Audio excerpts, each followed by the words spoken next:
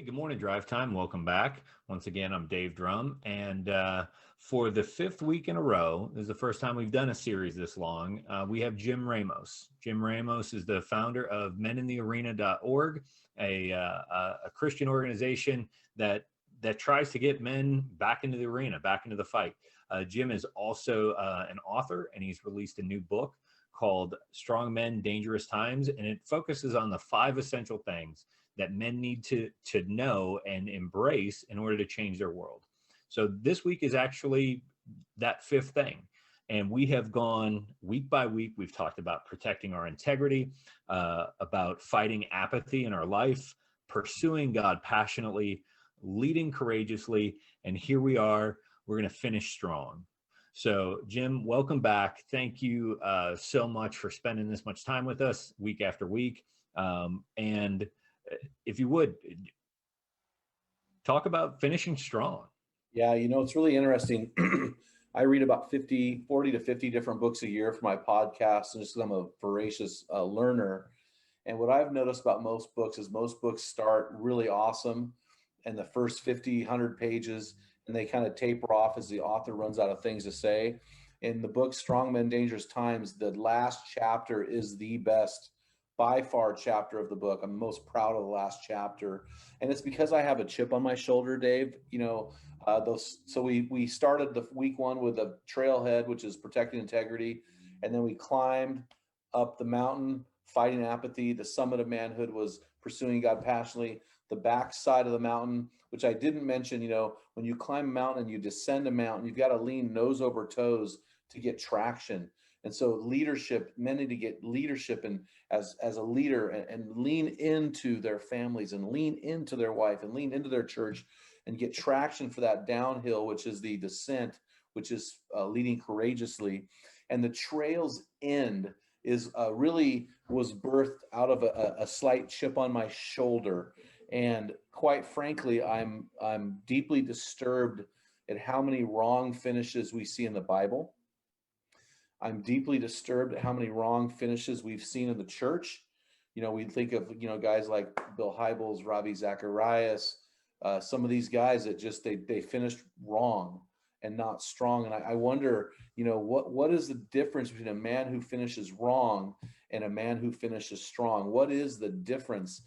And so, my parents divorced on my 13th birthday, and it is a finish, but it is a wrong finish. Getting fired from your job is a finish, but it is a wrong finish. People remember your finishes, not your starts. And so it doesn't matter. There's a poem I love. It says, though you cannot go back and make a brand new start, my friend, anyone can start now and make a brand new end. And that really is the beauty of the gospel, that we can start now and finish our life strong. And that's really this chapter was birthed out of a chip on my shoulder. And here's really the catalyst of that chip. In 2012, my mom called me. We were touring a university in Oregon with my oldest son, who was getting ready to go to school there. And my mom shared the news that my stepdad, who I was pretty close to, committed suicide. He took a Remington. For Christmas years and years ago, I'm a big hunter. I chose a Remington Model 700 BDL, which stands for, I can't remember what it stands for now. And it was a ultra lightweight mountain rifle chambered in .270, and he put it under his chin and he blew his head off. We don't know why that happened, but I was the one commissioned to go to the sheriff's office and to get the gun. After a period of 1 year, they hold the gun as evidence. And so I went to pick up the gun, and it was in a box, a white box about this long, kind of like this shape. And on the box, the police officer, which I know that you are one, had written, found next to the body. And so I kept that box in my office for years. And now I have a picture of it that I use when I speak, because I wonder what happened. He was a good dude and finished wrong. And so many guys today finish with a question mark or an ellipsis, or a semicolon or a comma, or a period, but they don't finish with an exclamation mark. And Jesus finished with an exclamation mark in John 19:30. His last words were, "It is finished." And if you read, I personally, uh, I don't study Bibles that don't have an exclamation mark there, because I believe that exclamation mark is huge. And some Bibles don't have an exclamation mark. They finish it with a period. And I believe, and I can prove, that Jesus did not finish with a period, but he finished with a war cry, not a whimper and not a whine. He finished with a war cry. He finished strong. And so men, we need to model our lives after the ultimate man, which is Jesus, and he finished strong. And so this is huge. I believe it doesn't matter how messed up you are or have been in the past. What matters is how you finish. And I believe I've got some very simple advice to help men do that.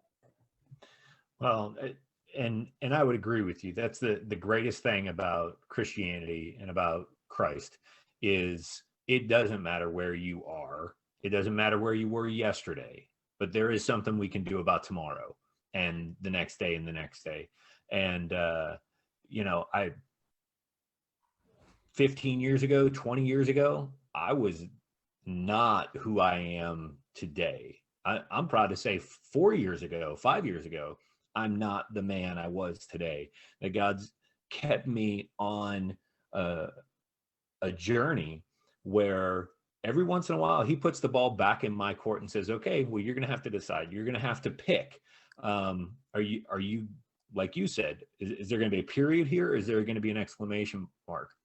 And he continues to reveal more and show more and allows me to move further and further away from who I was to hopefully get me to where he's leading me. And I would say if we follow that path that he lays out for us, I don't know how there's any way you can end with a period. That you're, by nature of who he is, not who we are, but by nature of who he is, he'll give us that exclamation point. Well, I mean, one of my favorite passages in the Bible, in Philippians chapter 3, in two parts of that chapter, Paul says, forgetting what is behind, I press on for what is ahead. And so that's what we have to do with men. We have to forget what's behind us, and we have to press on, because what matters in life. Look at the thief on the cross next to Jesus. Jesus said, today you will remember me in paradise. And he is one of the people of the Bible that we remember. And who knows how that guy lived his life? Probably horribly, but he finished next to the Savior. And that's what we need to do. That's a really good point. Because again, everything that he obviously did something to land on the cross. He didn't just stumble his way there that day. It wasn't one day's decision that led him there. It was a lifestyle. Yet it was one decision at the end of his life that allowed him to finish in a way where, let's face it, we all know who he is. We don't know his name, we don't know his life, but we know who he is and who he was at his core until his death. So what's interesting, Dave, is you made a great point. You said he didn't get there by one decision. And so none of us get there with one decision. Your podcast is really cool because it's all about helping guys change 1%, right? Now, I'm an outdoorsman, and back in the days when we had compasses, if you're off 1 degree on your compass, 1 degree over the course of several miles, let me tell you where you are, buddy. You are lost. You are lost. And what happens with men who finish wrong as opposed to men who finish strong is men who finish strong make the right decisions compounded over time. And so I don't know where we are on time, but I'm just going to drop the 1% bomb right now. And here it is. Guys, if you want to finish your life strong, especially you men who are in the stress bubble, you men who are, you're 28 to 55, you've got kids in the home, you've got a wife that you're loving, and you're in this bubble of life where everybody wants a piece of you, right? I mean, I'm 55, I'm kind of on the other side of it right now, and it is glorious. But that in the circle, in the bubble, that bubble defined me. It defined my manhood. It defined my ministry. It defined my fathering. It defined my marriage.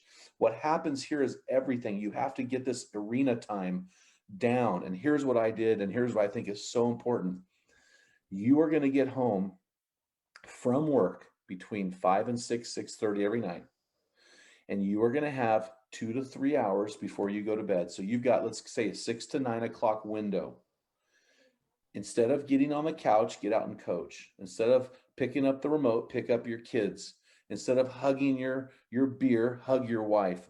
That 6 to 9 window is going to make or break your life.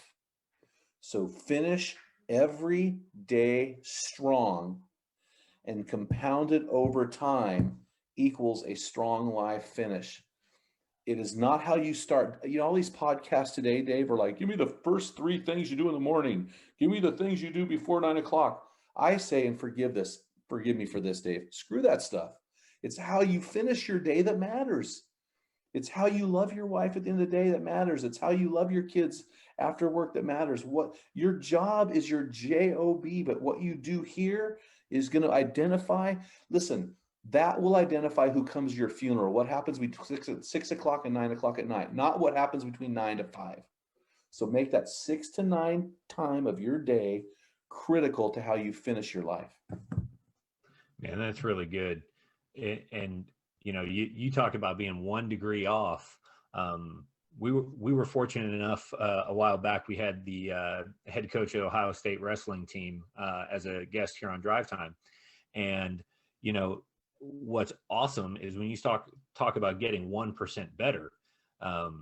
Someone coaching at that level understands 1% of effort, 1% of training will take you from, man, that guy's really good, to that guy's elite. And that's it. It doesn't seem like much. You know, we've talked about small steps for 5 weeks now. 5 weeks of identify this one thing. And what's cool is if you haven't seen them, go back and watch them. But you're going to hear this theme over and over. You know, ask somebody to help you, but identify that one area you're weak and then change it. Yet today, you're not so much saying identify one area where you're weak. You're saying take this time captive. So it's not one thing, it's everything in this time slot. And, you know, if you're a night shift guy and you work from, 6 p.m. to 6 a.m., your time might be 6 a.m. to 9 a.m. when the kids go to school. Take that time captive and don't just abdicate it to the rest of the world to take care of your family for you. Well, I'm out here in Oregon, and the University of Oregon has a saying. It's painted all over the stuff. And Chip Kelly, who was he coached for a national championship and lost against Auburn, I think in 2012 or 13. But he used to say, win the day, win the day. You see win the day everywhere. And I say, forget that. As a dad, you need to win that end of the day. You need to get a win at the end of the day right there, because that is how your kids are going to remember you. And if the end of your day is a night shift and you come in the morning, man, you better make that breakfast and that drive to school special. And buddy, you better be in the car, not sleeping on the couch when those kids go to school. That's awesome. Well, Jim, I just want to say thank you.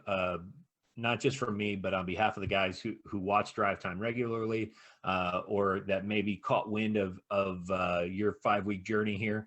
I just want to say thanks for taking time out of your day, your week to spend with us. And gentlemen, get into the descriptions of these videos. You're going to see information about Jim's book, about Jim's website, his podcast. If you thought these videos were informative, you should see Jim when I'm not in the way and slowing him down, because it is impressive. And I would add, Dave, before I forget, guys can follow me on Instagram at Jim W. Ramos. Our Men in the Arena Instagram page is over 7,000 followers.